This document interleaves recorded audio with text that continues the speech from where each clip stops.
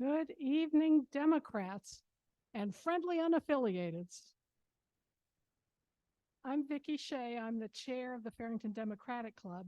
We are live in the Farrington Gathering Place and also live streaming on Zoom to friends around Chatham County, including a watch party for the New Hope Democratic Precinct. So shout out for the New Hope.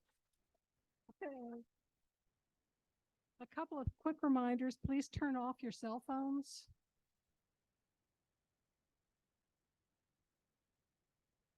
And for the question and answer sections, in the gathering place, please wait for the microphone to be brought to you to begin your question. Many of us need the sound amplification. As much as we wish we didn't, we do. So please wait, the microphone will come to you. And on Zoom, please type your question into the chat box and it will be read out to the audience and answered, presumably. So we are so happy to have with us tonight two powerful women who are dedicated to protecting the rule of law in our democracy.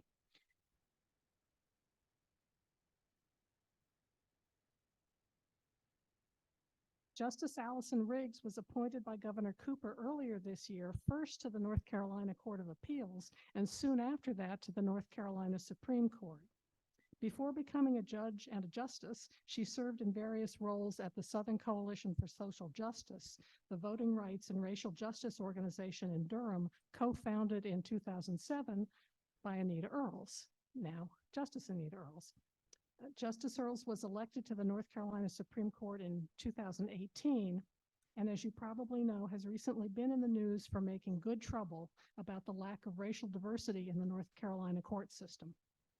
Justice Riggs is going to speak first and take questions, and then Justice Earls will say a few words, and then they can both answer more questions. Justice Riggs.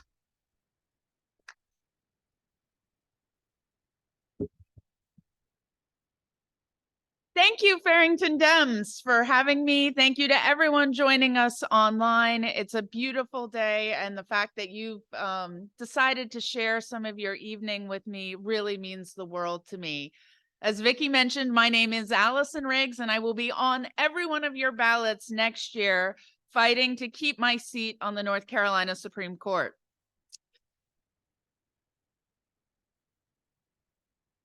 With our time together this evening, I just want to hit a few things. I want to introduce myself. Maybe some of you have met me before or heard about my previous work before I joined the bench. But I want to tell you a little bit about myself. Then I want to talk about the state of our judiciary and where our courts are and some of the concerns that I have. But I don't want to end on a sour note, because who does? And there's a lot that we can do. And in fact, Justice Earls and I have a plan to win back our courts. And so it's not a top secret plan. I want to share it with you all tonight because you are grass tops leaders. I am working my rear end off in this campaign, but I can't reach all 11 million North Carolinians. I need your help. And so I want to make sure that you feel well equipped to talk to folks about all of this. So I grew up in West Virginia. I'm a mountain girl. I am the daughter of a 30-year military veteran. I know what it's like to grow up in a place where it seems like economic opportunity left. And I was the oldest of 4 kids. My dad didn't have a ton of money. He's like, make your way. It'll be good for you. It'll make you tough. That meant he wasn't going to help with college, but it was, the nice way of saying that. So I went to the University of Florida. Back then, Florida prioritized education, and they were offering free rides for people who were National Merit Scholars. So I was very lucky to have that opportunity. I was actually a microbiology major in undergrad. Fun fact, if you ever need some trivia. I thought I wanted to be a research scientist, and like many young people, I struggled to sort of figure out what my calling was, what I wanted to do. I took a detour and studied history of science and got a master's degree, and I still wasn't quite sure where my place was in the world. So I tried law school and I went in thinking that I was going to be an environmental lawyer and do good in the world, but focus on using my science background. And my first week in law school, I was going around to all the interest clubs and trying to figure out, make friends, figure out what I could do. And I went to a restoration of civil rights clinic information session, and there were two students there. I was one of them, and the professor, who ironically is a judge in Florida now. There's a theme to the people I'm drawn to as mentors. The professor was like, well, I guess I don't know if we're going to be able to keep doing this work because we need a student coordinator. Well, this work was helping people in Florida who'd had previous interaction with the criminal justice system and had a felony conviction, helping them petition to get their civil rights back. So I thought it was interesting because I wanted everyone to vote and be heard. I was in Florida during the 2000 election, where everyone talked about the 537 votes that determined that election. Well, there were probably six figures of votes, hundreds of thousands of votes, that people were boxed out of the ballot box because of the fact that they had a felony conviction previously and they were permanently disenfranchised.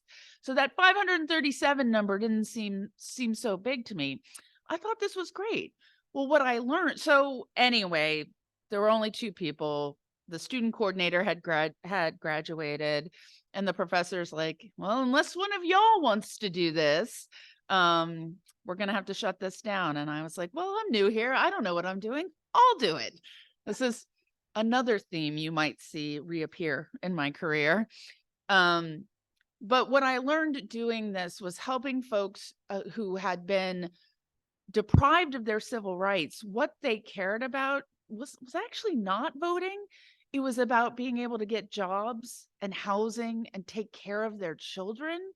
And so what I learned from that, so losing your civil rights in Florida meant you couldn't get state licensure.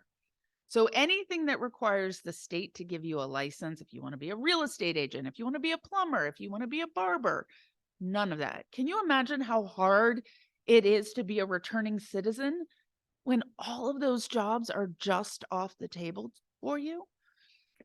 So, I learned two important lessons. One is, we have this great profession. I was getting a legal degree, and what I thought was the answer, political participation, wasn't necessarily what people's immediate concerns were. And I also learned that if you want people to talk, if you want to talk to people about voting, you have to meet people where they are, which is helping them, a sort of wraparound approach to making sure that people feel secure enough in their employment and in their housing, and with their families, that they can think about how important their voice is to the policies that are so directly affecting them.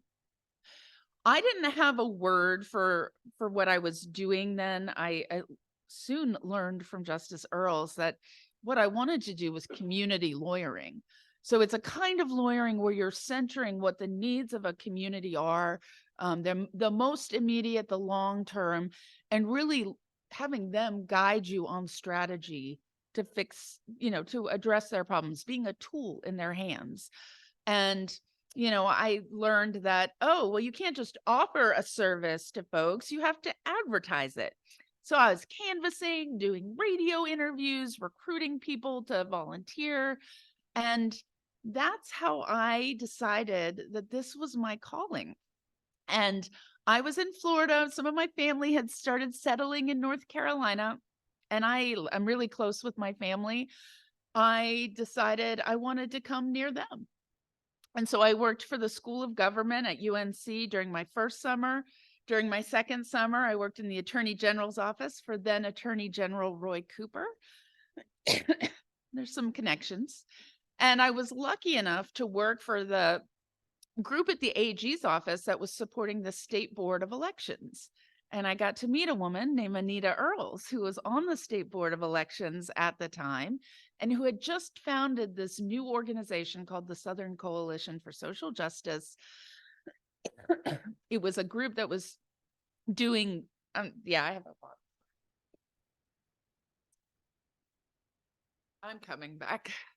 I really wanted to be a part of it. And so I was lucky enough that with some persistent nagging and some willingness to do things that I'd never done before, like write grants, Justice Earls was welcomed me into the organization, and it became my first job out of law school and a job that I stayed at for the next 14 years.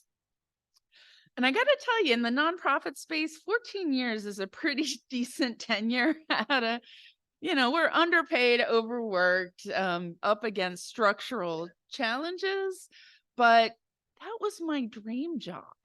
I got to work with community-based organizations and not just use my legal skills, but try and understand what are the research tools that we can apply to these problems? What are the communications tools that we can apply to challenges facing underrepresented communities?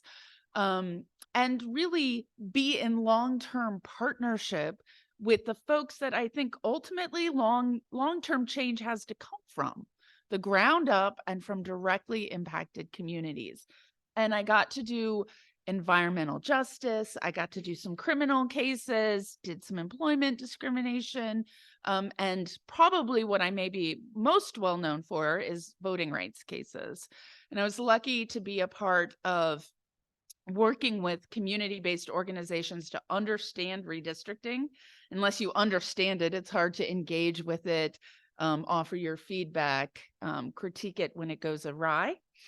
But representing groups all across the South, from groups as legacy and organized as the NAACP and the League of Women Voters to individual activists and neighborhood associations who realized that silencing their political voice was also a quick way for legislative bodies to immunize themselves from accountability at the ballot box, but also to not be motivated to make policies that best served those directly affected communities. With the faith of my clients, I was honored to twice argue in the United States Supreme Court, and it was my dream job.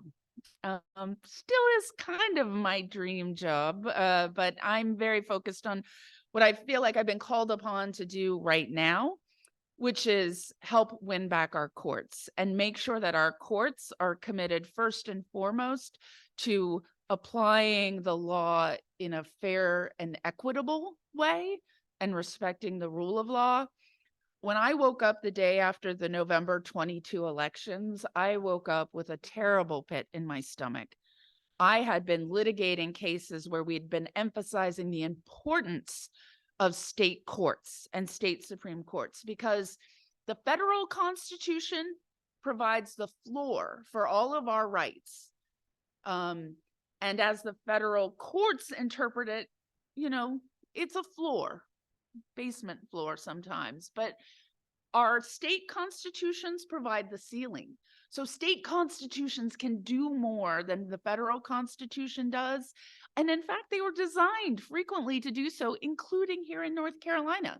So we have provisions in the North Carolina Constitution that other states don't have, and certainly that are not in the federal Constitution. So for example, we have a free elections clause. That doesn't exist in the federal Constitution. And the free elections clause isn't just about you don't have to pay $20 for entry going in. It was about, when it was drafted, unencumbered, unrestricted access to your political voice. We have a provision in our state constitution that says, hey, yeah, that privilege of a good basic education, it's a right in this state. And the state has to provide it, not the counties, the state. So that's why our state constitutions and state courts matter. And when I saw that we lost our courts, just the gut in my stomach, and it was a real come to Jesus moment. I love my job, but is this where I can do the most good for my fellow North Carolinians? And I was a newlywed at the time. Let me tell you, not what I'd planned to do with my, I waited a long time to find my perfect partner, and Yeah, but I said, okay, if we're going to do this, it has to be something we decide to do together. And I was very lucky that he was supportive, and was very lucky that Governor Cooper shared my vision for what we needed to do. So I'll get to my plan, but first, in December, Governor Cooper appointed me to the North Carolina Court of Appeals. And I was honored to serve there for 9.5 months. I'm really proud of decisions that I issued on public records law, the Fourth Amendment, keeping children safe from sexual abuse, and got some bipartisan wins too. And then Justice Mike Morgan, who has very big shoes that I'm trying to fill, announced he was retiring from the bench and leaving the bench, and there was a vacancy. And the governor's like, well, I really like what you've done on the Court of Appeals. I really like what you're doing on the campaign trail. Do you want this opportunity? Remember when I said sometimes when people ask me to do hard and scary things, my hand just kind of goes up, and I'm not sure why. Let me tell you, this is one of the hardest and scariest things I've ever done. I worked in a 501c3 for nearly 15 years. I've never run for office, but I know what's at stake. I know that our ability to thrive, our ability to protect each other, for children to feel safe and loved in their schools, for women to have control of their bodies, all of this is at stake. And I'm the youngest woman to ever serve on the North Carolina Supreme Court. I'm the only woman of childbearing age to serve in the appellate judiciary. And I know that me serving means something to especially young women, because too oftentimes our courts and our government don't reflect the people of North Carolina. I know that's true with many of our colleagues right now on the Supreme Court. There has to be an intentionality of wanting to connect with voters and make them feel seen and heard. And y'all, this job is challenging. I think to understand what is at stake, what we're fighting for, I have to tell you a little bit about what we've lost. So I'm going to tell you a few things that the Supreme Court, when it was controlled by Democrats in 2021 and 2022, did. So that Supreme Court, controlled by Democrats, said, you know what? If a teenager makes a mistake, even a terrible one, we are not willing to, our Constitution doesn't allow us to throw them away and lock them up and throw away the key. That people deserve a chance for rehabilitation. And so the Supreme Court said it violates our state and federal constitution to give what are called de facto life without parole sentences for teenagers. So criminal justice reform is critically important, I think.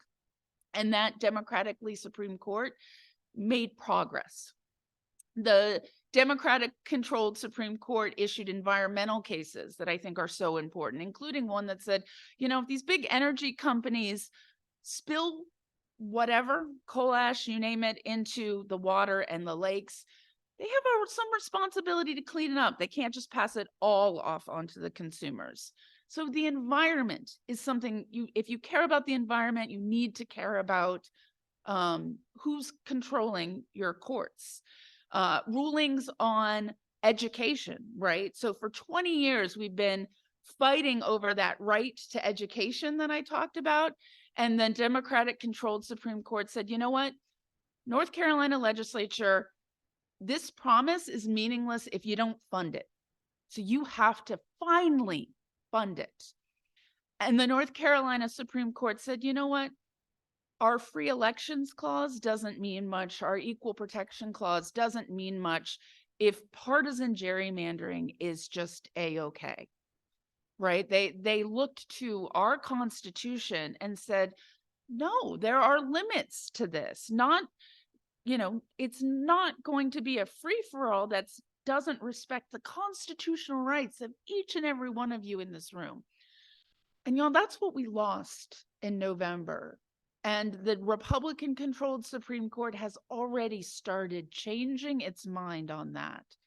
And so that's what, when Vicky talks about the rule of law, there's an element of, you know, it shouldn't be the case that when a court flips partisan majority, the rules just change. But that's what we're facing. And so that's hard to hear. And I'll tell you another thing that's hard to hear is that we're not going to fix it next year. I have every confidence that we're going to help me keep my seat, that we'll reelect Justice Earls in 26, but we are fighting for 2028. And that's not tomorrow, but I wouldn't be honest if I didn't tell you what's the timeline of what we're doing. So we're playing a little bit of defense. We're going to pick up a few Court of Appeals seats next year, but we have to hold my seat. We have to hold Justice Earl's seat. And then in 2028, there are 3 Republicans whose seats are up. And then we can flip the control of the North Carolina Supreme Court before the next round of regular redistricting, or the next regular round of redistricting. So I need you all to know that I'm in this for the long haul. Justice Earls is in this for the long haul, and we need you to be in this for the long haul. I know that you all vote. I know you all are probably going to vote for me. But I need you to go out in the communities, this community, across the county, across the state. You all have the privilege of having that ability. I mean, not limitless, but that ability. And you all need to be able to tell folks what's at stake. And hopefully I'm giving you some of that now. So what's the plan? How are we going to do this, Allison? So 3 prongs to the plan. One is, we think, and Justice Earls, I'm pretty sure agrees, she can add her 2 cents, we have to communicate with folks differently.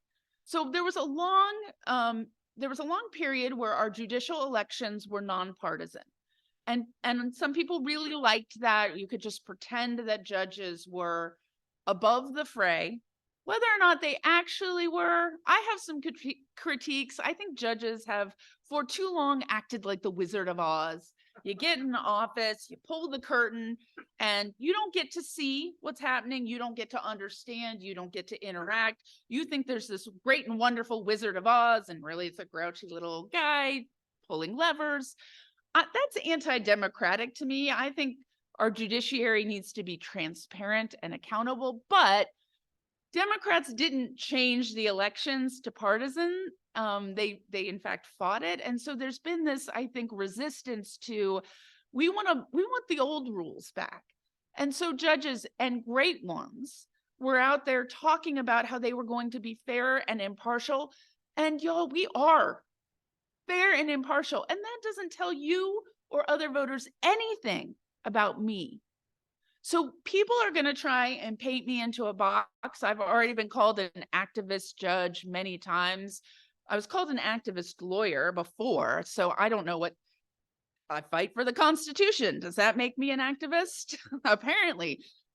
But I get to define my truth, and I get to tell you about it. Like I said, I'm the daughter of a military veteran. I am the sister of a North Carolina public school teacher in a rural county, and I'm the wife of a small business owner.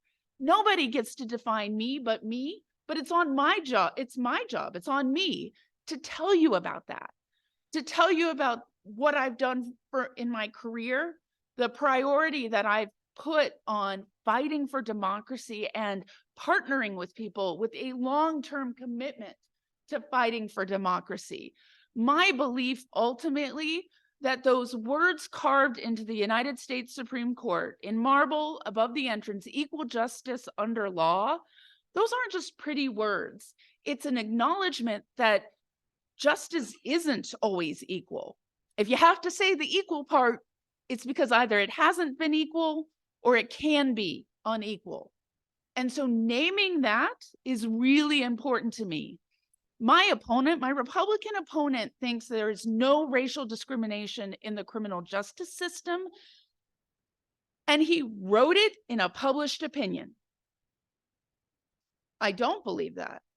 I believe we have work to do to even the playing field, and that's how stark The decision is in front of voters, and I want them to understand that it's a stark decision. So you're going to hear your judges talking more about their backgrounds, their approaches to the world, and the lens, right? My lived experience as a young woman who's, relatively newlywed, who is, talks about family planning. That's my lived experience that I understand. I haven't walked in Justice Earls' shoes. I want to understand. But our courts work best when you have people from a bunch of different backgrounds with a bunch of different lenses, and you really get to kick the tires. And we're committed to telling you about that. Second, we need to be smarter and strategic. It is a big state. We cannot afford to write off any part of the state, and that requires some both and thinking. So there's a lot of great folks in the Triangle, and I'm going to spend a ton of time talking to voters and to civic leaders like y'all in the Triangle, and trying to motivate you and excite you and others. But there's red parts of the state that the party has written off and that I think judicial candidates have written off. And there's blue voters there. There are voters who share our progressive values. And so, especially in a statewide race, a vote in Stokes County, where my sister lives, counts just as much as a vote in the Triangle for these statewide races. So we're going to go out there and we're going to talk to people, and we're going to recognize that we have both a turnout and a persuasion problem. Maybe it's more of a turnout, but I often see commentators saying, well, it's one or the other. It doesn't have to be. I reject that kind of thinking. We can talk to folks in areas that don't agree with us and talk to them about what we stand for. And in the areas where there's concentrations of Democratic voters, we can listen and figure out what what have we done wrong? It's been a rough couple of election cycles for us. So I think we need to listen with an ear to learn. I spent yesterday visiting college campuses and asked them, we haven't been super exciting. All right, well, hopefully you can't see that. We as candidates haven't been super exciting for young voters. And I don't think that's an unfixable problem.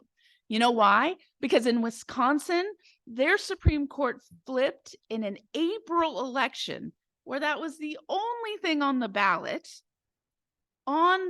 in large part due to historic young voter turnout. So I cry foul to anyone who says that people don't care about judges or that young folks don't vote. But this is the strategy that we need to employ, and we need to be courageous and brave in talking to folks that we have not reached before. There's an awful lot of Black voters in North Carolina who feel very taken for granted, and we have to acknowledge that the validity of those feelings, and we have to talk to them and try and make it right. So that's prong 2. Prong 3, and then I'll pass it off to Justice Earls and try and mop up water that I spilled beforehand. We have to build a pipeline of young, diverse attorneys who are willing to step into this role. Y'all, I told you there's going to be 3 Democrats up for election. 3 Republican incumbents up for election in 2028 on the North Carolina Supreme Court. We can't wake up in January of 2028 and look around. Who's going to do it? Maybe there'll be a couple people whose arms are a little twitchy and raise their hands, but we have to be more intentional. It takes, there's political science studies on this. It takes women candidates usually like 3 times of being asked before they're ready and willing to run. That's true of a lot of historically underrepresented leaders. And so what Justice Earls and I are committed to doing is that mentorship and that outreach, and knowing when you do something big and scary, like running for statewide election, you're going to have someone who's willing to talk to you about campaigning, willing to talk to you about serving on the bench. It's a little bit of can be kind of isolating. And so strategies for connecting with voters and being publicly accountable is really important. So those are the 3 things we're doing. I wouldn't be someone with an organizing bent if I didn't finish with a few calls to action. So I know we've got folks online who are from a yet to be organized precinct. Thank you for being here. And y'all, precinct organization, probably you haven't heard a lot of judicial candidates talk about it. It's not the sexiest topic, but organizing your precincts is going to be key to, one, making sure we get as much federal money as possible in connection with the 2024 election. The coordinated campaign, the Biden campaign, they'll give money when they know we can do something with it. And what that means is precincts are organized to get out the vote, to message, to distribute literature. That's what you're doing. You are, in essence, when you're organizing your precinct, you're talking about maybe $25 million in national money, pushing it up to 50 or more. So there's something real at stake there. Two, please follow me on my campaign on my website. It's rigs4ourcourts.com. You can follow me on social media. My job is not just to talk about myself, it's to lift up everyone who will be on the ballot next year and who will be on the ballot in 2026. Judge Carolyn Thompson was appointed to the Court of Appeals when I was appointed to the Supreme Court, and she is amazing, and we need her on that court. So I'm going to be lifting her up and telling you all about her. I think it's in short order, we're going to have two great Democratic candidates challenging Republican incumbents on the Court of Appeals. You'll learn more about that. If you connect with me online or on my website, there's a sign-up list over there. If I can just get your name and your email, I can keep you in the loop about what the judges are talking about, what they're doing, and how to support. So please, please, please sign up. And lastly, I need your financial support. I am expecting that I will need to raise $2.5 million in my campaign. And it will be to get out the names and the words and information about Democratic judges, but it'll also be to support GOTV work. So this is one of those things, a rising tide lifts everyone. My committee is Rigs for Our Courts. You can make checks payable to that. You can also donate on my website. I appreciate your time tonight, and I'm really looking forward to questions if it's a good time. Yeah, sure.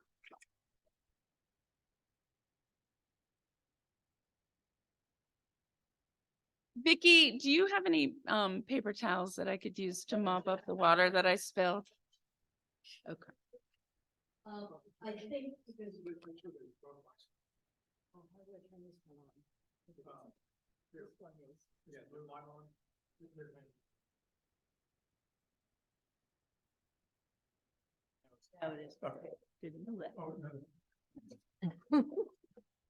modern technology. And I know we want to have time for Justice Earls, so should we just take a couple of questions now and then let you talk, and then we can open up for any general questions? So does anyone have specific questions for Justice Riggs? Of course. So I have a question about Leandro. Yeah. So we have a court order directing the state legislature to do something.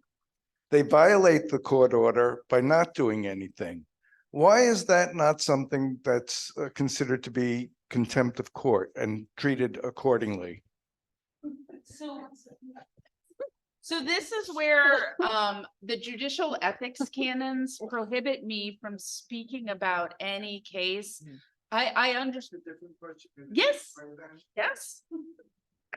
So generally speaking, if a court order to a specific government body is not adhered to, is that considered to be contempt of court? It just really depends. It depends on what was ordered, what is the ability of the person to comply. But, what I can tell you is there shouldn't be two categories of litigants in front of the court, people with money and power and people without money and power. Having equity and equal justice under law means, one, that we rule without fear or favor, but that also you get the same treatment from the court no matter your position. Any other questions right now? Yeah, let me bring the mic back.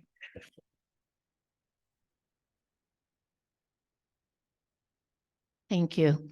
I just was curious, what I always hear before I moved here and even now that I've moved here is I'm not going to vote for judges because I don't know anything about any of them.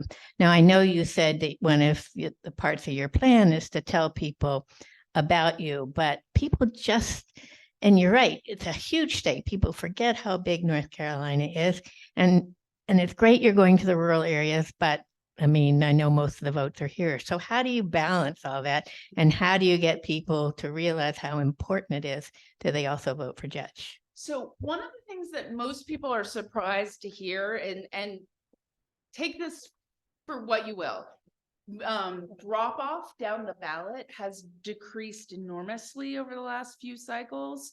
So, I don't know if that's why they put partisan. I mean, I know what the stated reasons for putting partisan labels on judicial races was to give voters more information. And to a certain extent, that's worked. In 2016, when Justice Morgan first ran, there was about a 15% drop off between the top of the ticket and the Supreme Court race. As of last year, that was down to about 0.5%.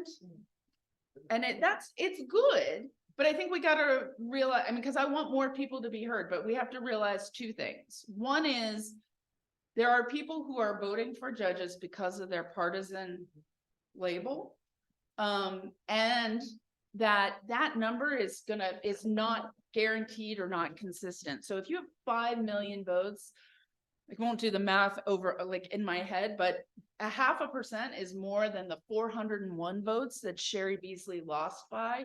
So we can't take anything for granted. Yes, there are tons of votes here, and we're going to keep talking to folks about the importance of the courts, but to the extent people and Democrats are voting down ballot, then what we can do to be a value add as Democratic judges is not go to this gaggle in the same places that everyone are gathering. We can go to the places that maybe folks aren't going, or go to the events where other people are going and talk about our progressive values. Because guess what? My values and my background aren't just unique to me. I think there's a lot of people in Democratic political spaces who share my values. We have lots of opinions in the Democratic Party, but I think we share core values. And so I don't think it's super likely that someone's going to vote for me and Donald Trump. So it's a great question though. And if there was a magic wand that I could, I just know we have to do things differently than we've done in the past, and particularly the last 2 election cycles. One more, and then we'll hear from Justice Earls. We have a question from the Zoom, the webinar chat. Arlene Young writes, I'm curious about Leonard Leo and the influence he has had in the North Carolina court elections. I am told he has poured lots of money in our state court elections. How do we combat that? It is a lot of money. And actually, I don't think we know the full extent of it. There was a case in 2010, Citizens United, that was really made it hard to, put some guardrails on campaign finance. I think Leonard Leo and his associated groups probably spent upwards of $6 million last year to win the North Carolina Supreme Court, but it's a lot of money. At core, I think we have the numbers. North Carolina is a changing state. I think the electorate that's supporting Mr. Leo's policies, or that he's talking to, is a fixed number, and numbers are on our side. So, it's sort of like, and this is one of Justice Earls's, she's famous for this line, so sorry to steal it from you. You can outvote a bad gerrymander. We can outvote a lot of spending to mobilize a discrete number of Republicans, because people, I do believe, generally want a job that pays a living wage. They want control of their bodies. They want to know that they won't be defined by the worst mistake they ever made. They want clean water and air. I believe at core that more people believe that than believe the opposite. And it doesn't have to be at the expense of freedom or faith or economic prosperity. I refuse to cede any of those values to the other party. I can talk about all of them, and so can Justice Earls. So there is going to be a lot of money. Our work is cut out, spent against us. Our work is cut out for us. But I believe in the power of North Carolina voters, and I believe that we're at a tipping point where folks are tired of the direction that we're going, and we can tap into that. You only have to turn the news on to know how dysfunctional government is right now. And we can propose something different. I'm not a policymaker, but we can propose something different. And that's why that Leonard Leo number doesn't turn me off. We can work around it.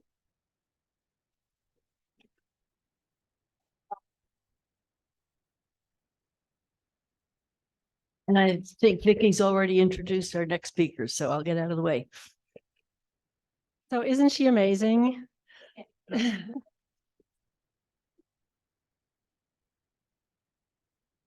Good evening, I'm Anita Earls. I serve you as now the Senior Associate Justice on the North Carolina Supreme Court. I'm actually number 2 behind the Chief Justice because that is how much turnover there's been in the 4.5 years that I've been on the court. I'm just going to quickly elaborate a little bit on some of the themes that you heard from Allison, and what I most want to say to you is thank you for the opportunity to be here this evening and to speak to you. It has been a real challenge for me to appreciate that I might lose my seat over the fact that I have spoken to audiences like this. And the topic of diversity in our judiciary, which is near and dear to my heart, is one that I now have to be extremely careful about until I receive some guidance from the federal courts on that. What I think I can tell you about diversity, let me give you some numbers. So our court's been in existence for about 204 years. We've had 106 justices on the court in that time. There have been 10 women total, including North Carolina is distinctive in having the first woman who served as Chief Justice of our court. That was Susie Sharp. But it continues to be a challenge. And we've had 7 African Americans. I'm the 7th African American to serve on our court, and all of them are still living. So it's been recent. What I most want you to know is that even though I am now the only person of color on our court, I believe in my core in the importance of a fair and impartial judiciary, in the integrity of our judicial processes, and I am doing what I know best to do to fight to maintain that. So I'm thrilled to have the chance to talk about the rule of law. What does it mean to me? It means that everyone is equally treated under the law, right? And that includes when we take our oath to serve in this office, we say that we will not show favor to the state of North Carolina. Our constitution, our state constitution, sets up 3 branches of government, and that includes a court system that is supposed to provide a check and balance on the legislature. And that is a huge part of what I fear we have now lost.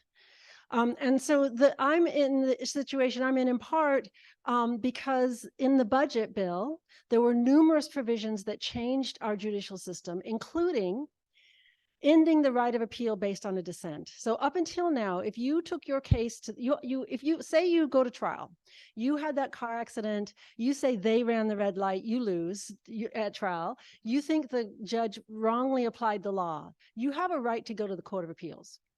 3 judges in that court will decide your case. If one of those judges dissented, up until now, you had the right to ask our court to consider the case. That is gone. Our court is now it takes 3 members of our court to allow a petition for discretionary review. So when you only have 2 Democrats, this is where you are. It takes three to allow a petition. There's a second type of petition that it takes 4 votes, petition for a certiorari. But basically, we are now in a situation where the majority of our court decides whether or not we will hear an issue. So even whether it will come before us. There is, in the statute, you will read that you have a right of appeal if your case involves a constitutional issue. But in my 4.5 years, I don't think we've ever allowed review on that ground. So we get to decide whether it's a quote unquote substantial constitutional issue, and we don't. That has not been given much meaning in practice. So that is one way in which the budget, without, there weren't committee hearings on this. You didn't hear other judges or lawyers coming forward saying the way we've been doing this ever since 1967 when the Court of Appeals was created is bad or good, and here's the reasons for it. We had no transparency. You all didn't realize that, right? You didn't know this was going on. So the other thing that happened that impacts the judiciary throughout our state, and not only me, is the change to the Judicial Standards Commission.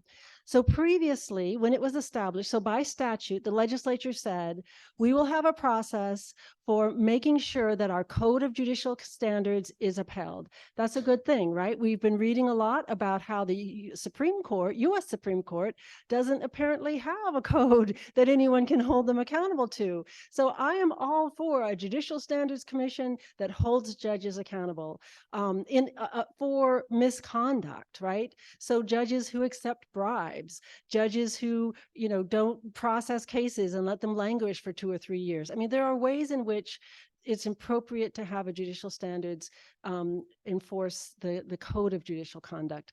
That commission was evenly balanced. The governor had some appointments, the legislature, the chief justice, so all 3 branches made appointments. The Bar Association appointed 4 attorneys to that commission, and their citizen members. The legislature changed that. And now 12 of the 14 members are appointed by either the chief justice or the legislature.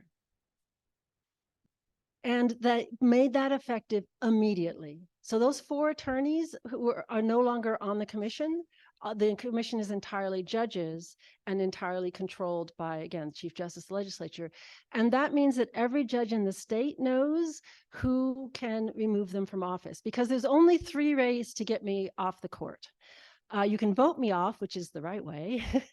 I can be impeached if I break the law. If I go out and commit a felony, the legislature can impeach me, or judicial standards can discipline me. And that discipline can include a public reprimand, a censure, I can be suspended, or I can be removed. So this politicized use of judicial standards process is also happening in Wisconsin. So you may read about how there's been threats to impeach the justices there, and there were threats to impeach me earlier in my term. And they've also filed judicial standards complaints against the Democratic justices on that court. The Judicial Standards Commission is not in the Republican hands. It's not controlled there, so they're in a little better position. And most recently, some of the former Republican justices from the Wisconsin Supreme Court said, we don't think you should impeach someone just because you don't like how they're going to rule in a case. So things are seeming to, it's not over yet, but I've been in contact with some of my colleagues, other justices on the Wisconsin Supreme Court, and they've been incredibly encouraging. So we're not totally unique in North Carolina, although I do think this kind of hyper partisan battle over the courts doesn't happen in all the states. But it is happening, it's certainly happening here.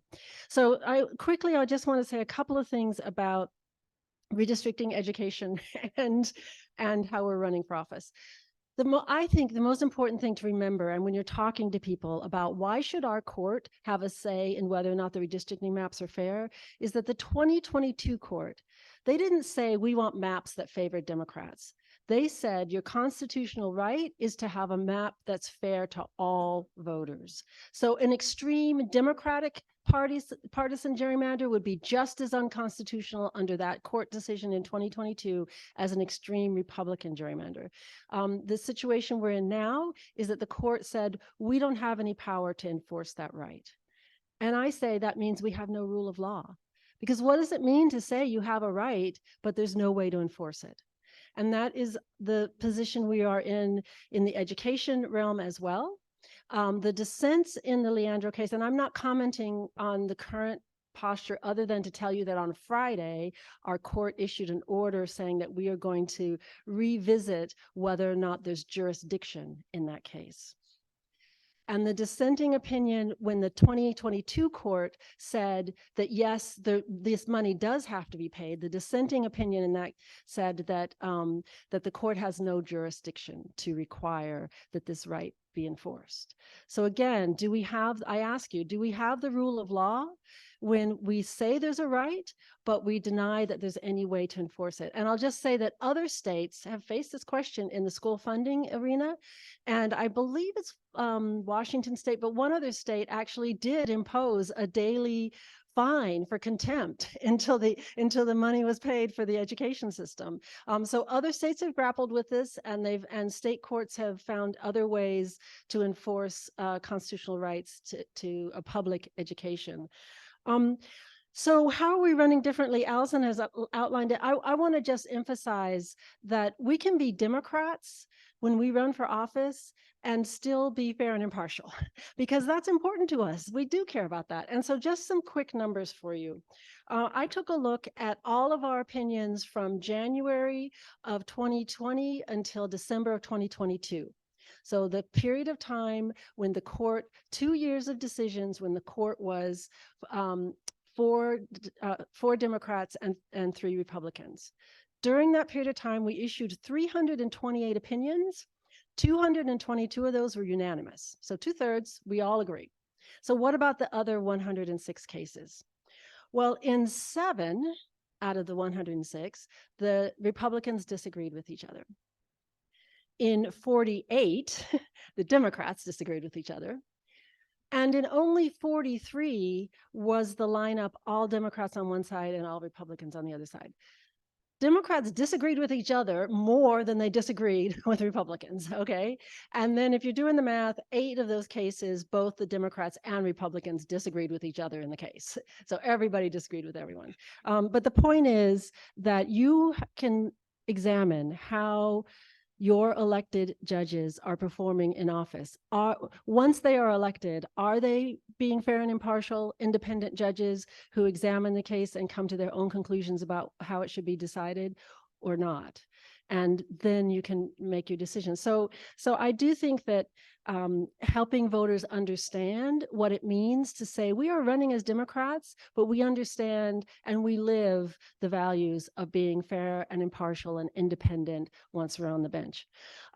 So the other thing we need to do, we need to be able to be Democrats when we run, but the other thing we need is to make sure that we understand our judicial elections are about justice and what we mean by equal justice, that not that our elections are about lock 'em up, right? The infamous banjo ad has continued to be, so that was many years ago for judicial elections, but since then, all of the campaign ads about judicial elections target people who might have ruled in favor of a criminal defendant as soft on crime, and championed the other side's candidates as tough on crime. We're going to lock them up. And I think, I understand why that resonates with voters. I understand the need for public safety. And I could talk about why personally I very much understand that. But that's not the only thing our courts are about. Our courts are about protecting our rights fundamentally. And that there's another study I'll refer to you. The People's Parity Project looked at North Carolina Supreme Court and found that in cases that were pitting businesses versus individuals, there was a very distinct difference in how justices were ruling. The Republicans were ruling in favor of the business between 70 and 80% of the time, 75% to 80. I think maybe Justice Newby almost got to 90, Chief Justice almost got to 90%. On the other hand, I ruled in favor of the individuals 70% of the time, but not the 74 or 75% that my other colleagues were ruling for businesses. So point being, you can look at the records of how our cases have come down, how our justices have ruled, and ask the question, you know, are they living out your values in terms of a court system that serves the people of North Carolina? Allison talked wonderfully about all the different areas of law that are impacted and impact your daily lives. But that's what we need. We need to have a paradigm shift so that voters understand it's not just about lock them up. It's also about protecting our rights and taking back our courts for the people of this state. So I am thrilled to see all of you here. My faith and trust is in you and in your ability to help us accomplish this task for 2024 and beyond. And thank you just so much for being here and for your attention.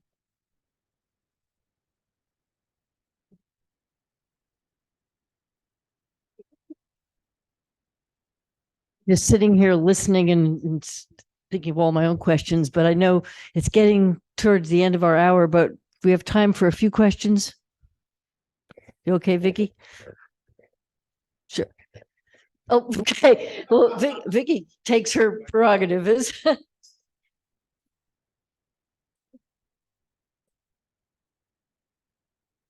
So I guess I'm wondering how easy or difficult it is to find the kind of data that you were talking about, because I couldn't even find your email addresses. I mean, I knew Allison, so we did it that way. But to find the granular data which persuades people like us is difficult, and maybe could be something made more simple by somebody.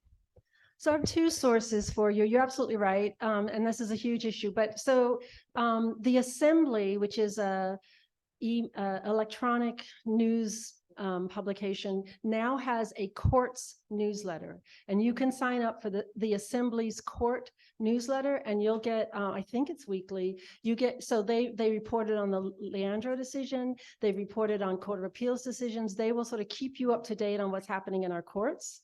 So that's one source. And then I think there are organizations like the People's Parity Project, like the North Carolina Black Alliance is actually now has a justice project as well. I think currently, and I hope that the Democratic Party will begin to do more about judges and begin to communicate with you as members of the party, what's happening with judges, and get some of this information out to you. So that's in our wish list of what the party will be doing to support candidates. But right now I would say that newsletter from the Assembly. Sometimes North Carolina Policy Watch has a court report. They've been focusing a lot more on trial level courts. But I would go with the Assembly right now, and then just, you know, looking for these other groups that have produced reports. Policy Watch is now North Carolina Newsline. So you can Google them for more information.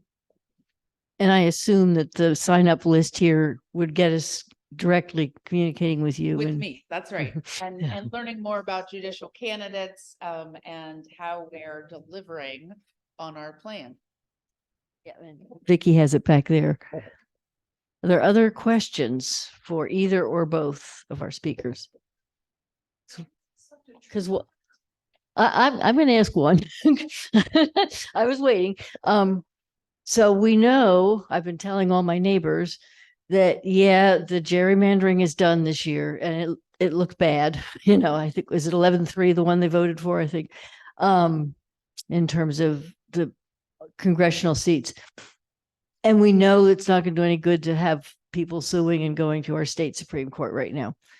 Is there any basis for hope that it could, I mean, the federal courts, is there any way do you think we're going to get around this year's gerrymander? So that really is an issue that I can't comment on. I can point you to organizations that litigate voting rights cases that would have more information, including the Southern Coalition for Social Justice, Common Cause, Legal Women Voters.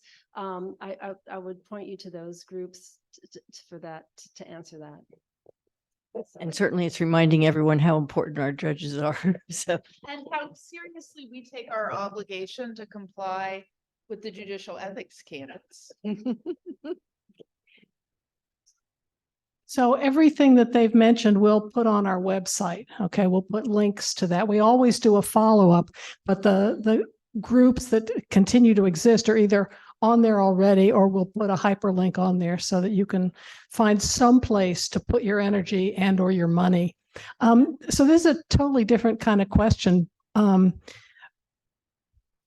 League of Women Voters had some of our local judges talking about what their days were like, and it was just overwhelming how hard they worked and how many hours and how many different cases got touched in the course of a day. I mean, this was Orange Chatham, and they said 1,000 touches in one way or another of someone in the court system, not necessarily by them.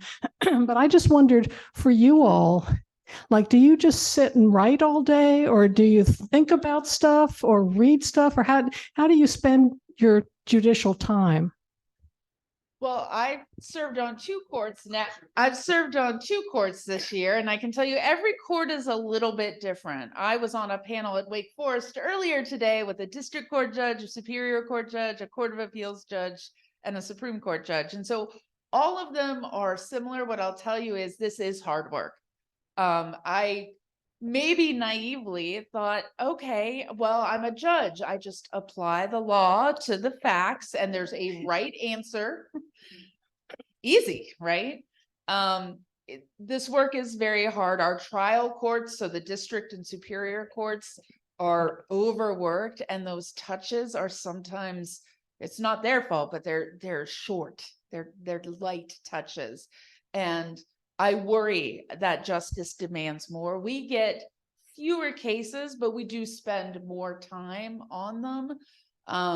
When I was on the Court of Appeals likes to describe itself as the workhorse of the state judiciary. We get a lot of criminal appeals as of right.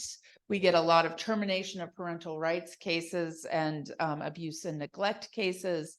But the Supreme Court is the ultimate arbiter. And so we have to be extra careful about getting it right. Or at least we try to. So you have to be just exacting in your review of the law, in how you choose your words and an opinion. So there's a lot of reading and writing. I mean, starting next week, we'll have oral argument in 20 cases. The briefing in each case, including the record, will be anywhere from this much to this much. And I can tell you, there is not a harder working woman or human being than Anita Earls, and that's always my comparator. She's there late at night, early in the morning, and that's what justice demands. We deserve nothing less. The people who come before our courts deserve nothing less. So the ideal that we all strive for is that our public defenders have enough money to do their job well, that our trial courts have enough money and staff and resources to do things well. And same thing with our appellate courts. So, you know, I don't want anyone to feel sorry for me about the work that I need to do. I just want to be honest that I always want us to keep striving to be better, to devote more to our effort to secure equal justice for all North Carolinians. And certainly giving each case the attention and time that it deserves. You know, sometimes that also means like researching beyond what the briefs gave us. Sometimes I want to know what other states are doing on a particular legal issue. We each have 2 clerks, so that's some help. Other states, California's justices, they have 4 clerks. So I'm like totally envious.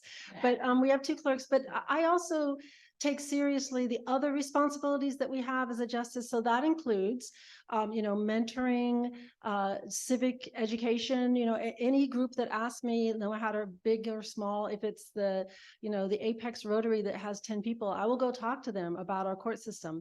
I also serve on the Equal Access to Justice Commission, which looks at our civil system and how do people who can't afford an attorney get legal advice and representation. The governor appointed me to his task force on racial equity and criminal justice, and we meet quarterly. It's 4 committees. Each committee meets once a month. So that is a lot of work. I serve on the American Bar Association Standing Committee on Legal Aid and Indigent Defense. So I get to interact with people around the country who are looking at, and that committee is really fascinating because it combines both public defenders, people who do criminal defense, with legal aid attorneys, people who represent folks, again, who cannot afford an attorney. So there are so many other additional ways that we have the opportunity in furtherance of serving the state to be engaged in efforts that I hope ultimately will improve our justice system. So this is such an honor for them to be here, and we're very, very grateful, and let us let you go home.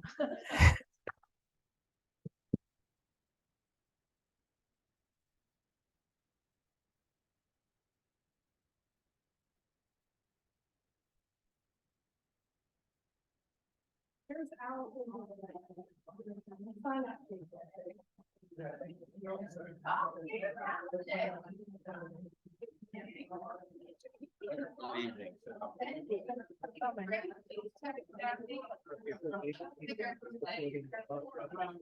Yes, I just finished half of the.